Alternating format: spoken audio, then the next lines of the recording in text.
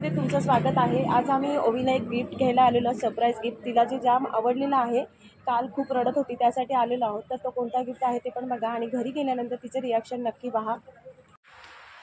तर आम्ही शोरूममध्ये गेलो सायकलच्या, तिथे काव्याला सुद्धा बुकिंग केलेली आहे सायकल तिच्या बर्थडेसाठी आणि ही ओवीला घेतलेली आहे, कारण ओवी अतिशय रडत होती काल, कारण की तिला ती आवडली होती।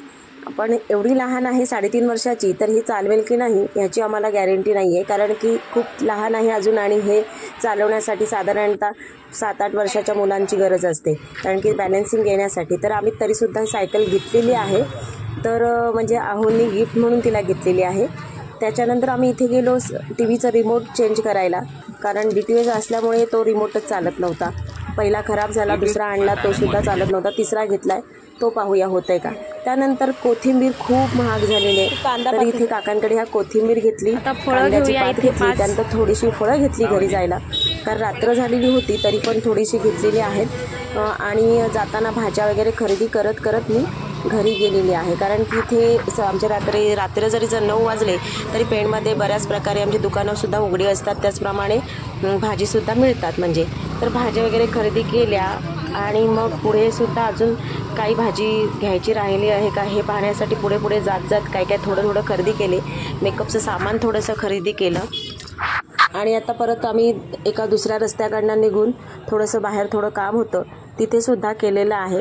तर इथे आमच्या ही बाजारामधली पेणमधील सगळे मेकअपचे मिळणारं साहित्य मिळणारं वगैरे कॉस्मेटिक मिळण्याचं दुकान आहे।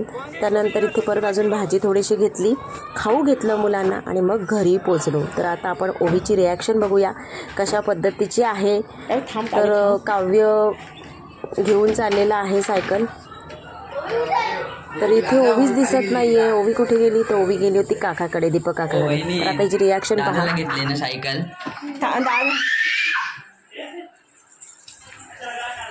कसं आहे गाव थांब जरा थांब।